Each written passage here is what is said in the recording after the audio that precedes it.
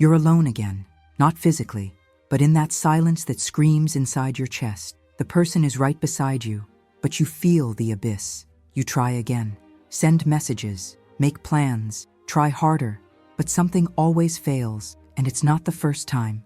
It's the third relationship crumbling the same way. Different faces, same emptiness. You promise this time will be different, but it's not, because it's not them. It's something in you. Something invisible sabotaging everything before it even begins. You replay conversations in the dark, analyze every word you said, search for the mistake, and you always find it in yourself. I talk too much. I demand too much. I'm not enough. And so you erase yourself piece by piece, thinking that will make someone stay. But the truth is brutal. You have emotional addictions, not to alcohol, not to drugs, to thoughts, to behaviors, to patterns you feed without realizing.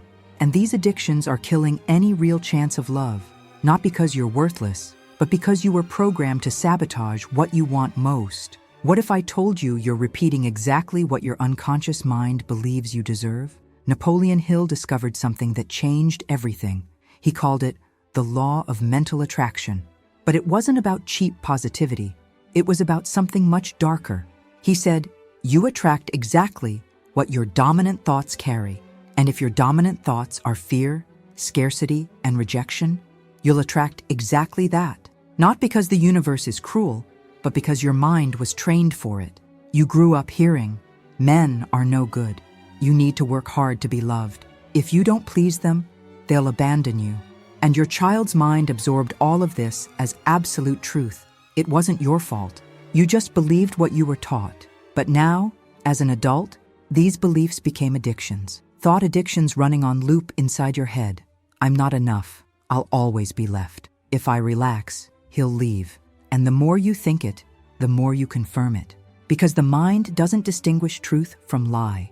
It only obeys what you repeat. If you repeat, I don't deserve love, your mind sabotages any healthy relationship that appears. It creates situations to confirm your belief. You choose emotionally unavailable people.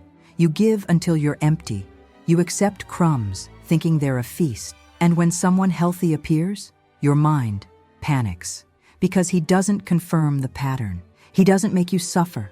He doesn't abandon you. And that's strange, uncomfortable, threatening. So you sabotage, create fights out of nothing, demand answers you don't need, push away before being pushed away. And when he leaves, you breathe relieved. I knew it. Everyone leaves anyway.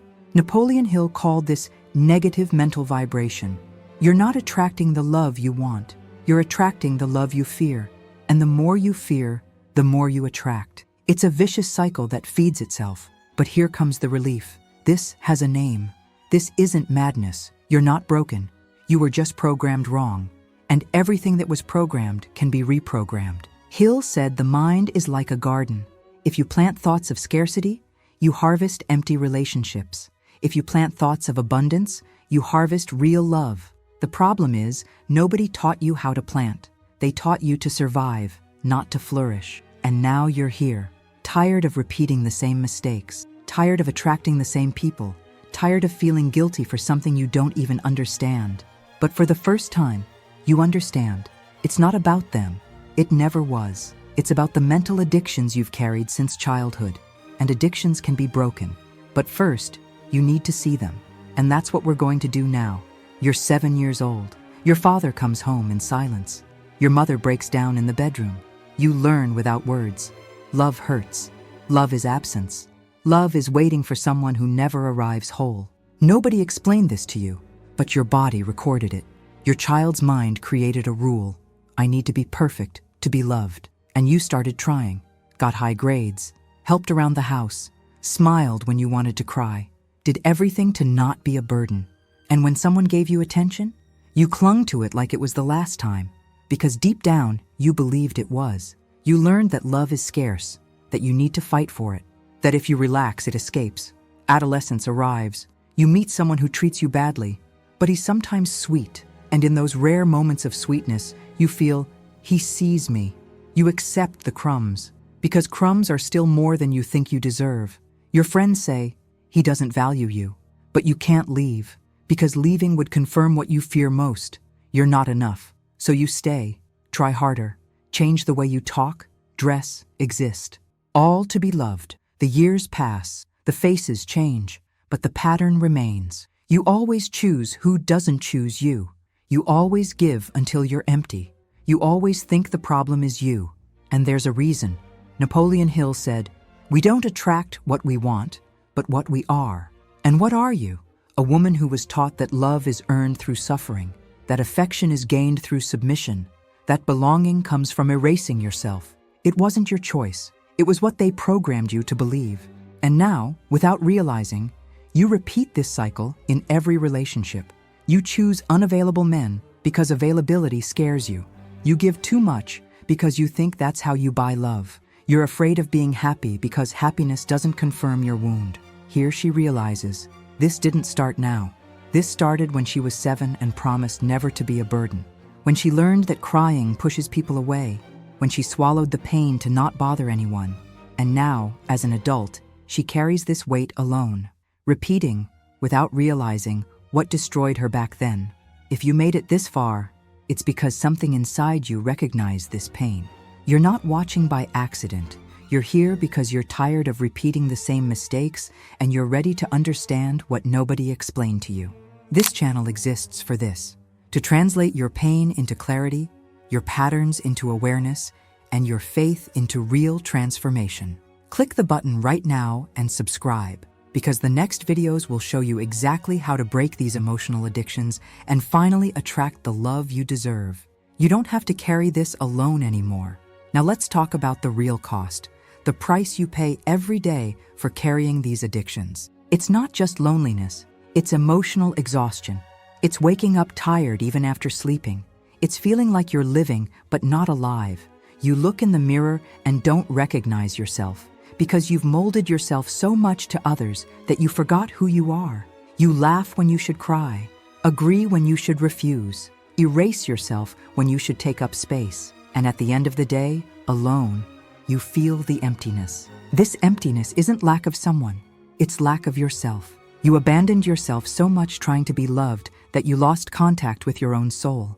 Your tastes became his tastes. Your dreams became his dreams. Your life became a reflection of what you think he wants. And when he leaves, you don't just miss him, you miss yourself. Because you gave everything, your essence, your voice, your truth, and now you don't know who you are without him.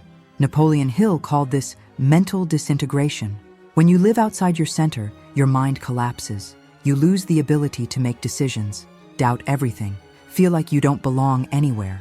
And worse, you start believing this is normal. But it's not. You weren't born to live for others. You weren't born to beg for love. You weren't born to always feel emotionally indebted. This isn't love, it's slavery. And you're so used to it, you don't even notice anymore. Loneliness becomes identity. You introduce yourself to the world as the woman who suffers for love, as the one who always gives, as the one who's never chosen. And the more you repeat this story, the more it becomes real, because identity becomes destiny.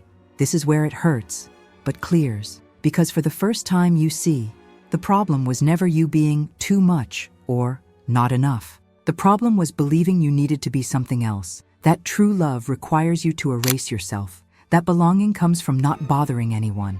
But God never asked that of you. Now comes the part that changes everything.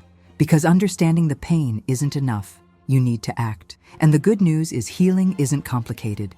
It's simple, but requires courage. Courage to unlearn what destroyed you. First action, identify your dominant thoughts. Napoleon Hill said, "You can't change what you can't see." So grab a notebook, and for 1 week, write down every time a sabotaging thought appears. He's going to leave me. I'm not enough. If I don't please him, I'll be alone. Just write it down, without judgment. At the end of the week, you'll see the pattern. You'll notice the same 3 or 4 thoughts running on loop. And here's the secret. These thoughts aren't truths. They're just beliefs repeated so many times they became automatic. And everything automatic can be reprogrammed. But first, you need to bring it to light. Second action, replace the sabotaging thought with truth. When the thought, "I'm not enough," appears, don't fight it, just observe, and then consciously replace it. "I am enough exactly as I am." Sounds simple? It is. But the mind doesn't change with one single thought. It changes with conscious repetition. So every time the old thought appears, you replace it again and again and again. At first, it will feel like a lie. Your mind will resist because it's used to the old pattern. But if you persist for 30, 60, 90 days, something happens. The new thought starts feeling natural, and the old thought loses power. Napoleon Hill called this positive autosuggestion. It's not about pretending everything's fine. It's about consciously choosing what you'll feed your mind. Because if you keep feeding fear, you'll harvest more fear. But if you start feeding truth, you'll harvest freedom. And freedom is the beginning of everything. This practice seems small, but it's revolutionary. Because for the first time in your life, you're not reacting to your thoughts, you're choosing them. And when you choose your thoughts, you choose your destiny. Simple as that. You don't need expensive therapy. You don't need spiritual retreats. You just need a notebook, brutal honesty, and 5 minutes a day. 5 minutes to dismantle years of destructive programming. 5 minutes to plant seeds of self-love.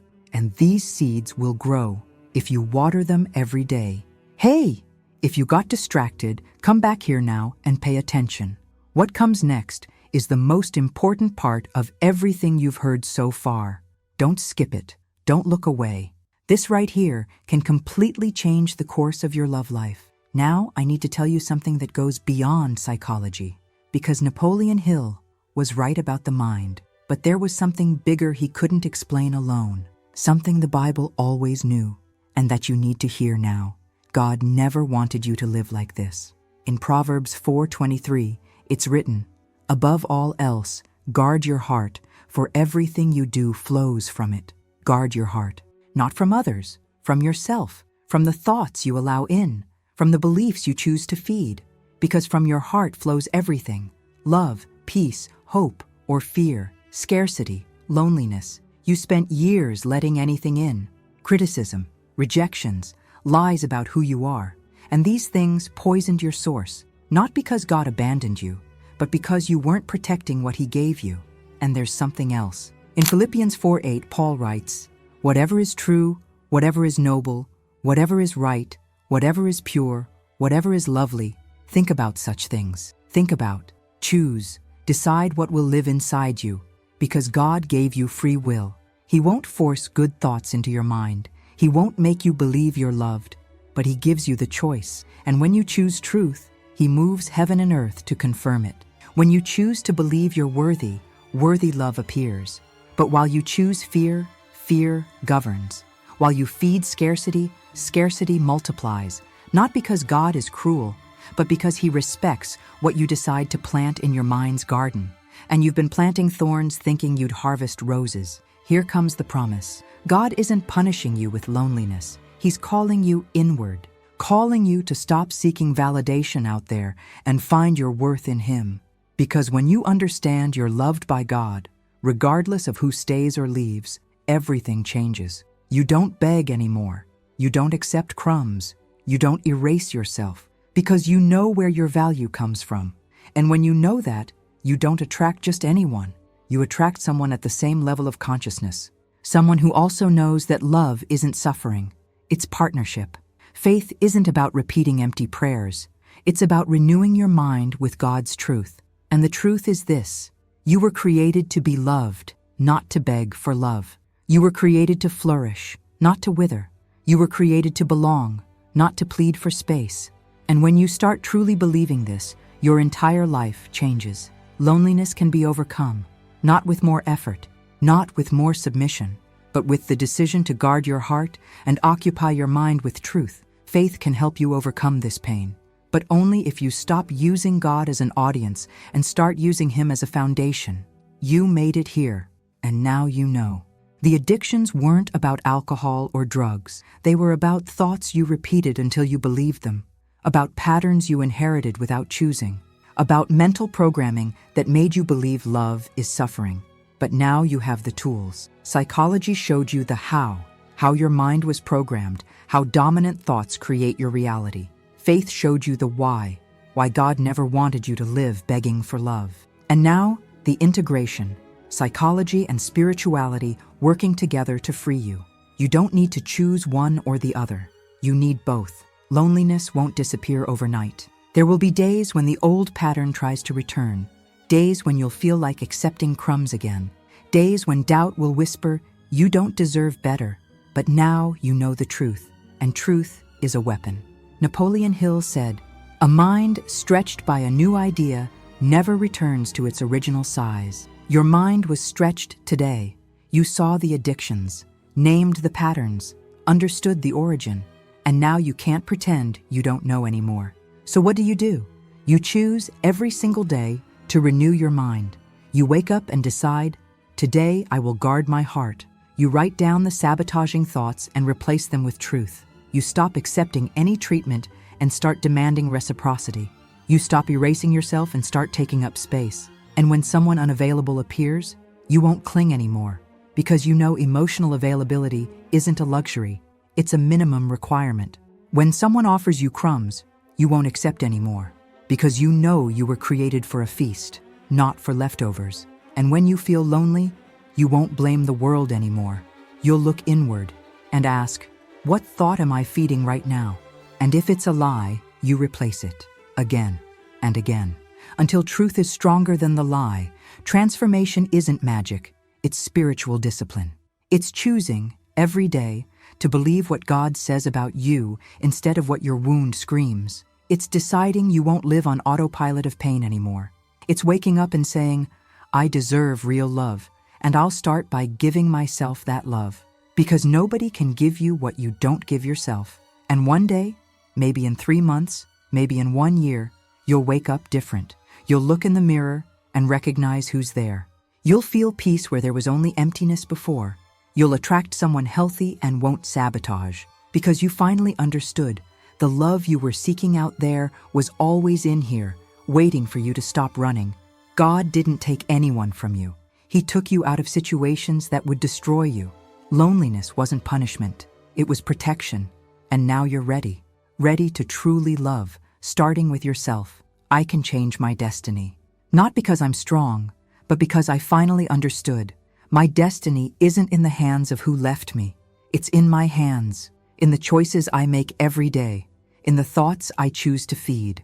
And today, you choose truth. Today, you choose to guard your heart. Today, you choose to believe you were created for more. And that choice, that single choice, changes everything. Welcome to your redemption. Welcome to your freedom. If this message made sense to you, if something inside you awakened while listening to this, then you need to subscribe to our channel right now. This isn't just another empty self-help channel. Here you'll find the raw truth about your wounds, the psychological clarity nobody gave you, and applied faith that transforms pain into purpose. Every video is a chance for you to understand one more piece of your story and rewrite the ending. Don't let this transformation stop here. Click subscribe now and continue this journey with me. For you who made it to the end of this video, I have a spiritual promise. Write in the comments, "I choose truth," and watch God start moving things in your love life that you thought were impossible. It's not superstition. It's an act of faith, a public declaration that you won't live on autopilot of pain anymore. Comment now, and let this choice be the first step of your redemption. I believe in you.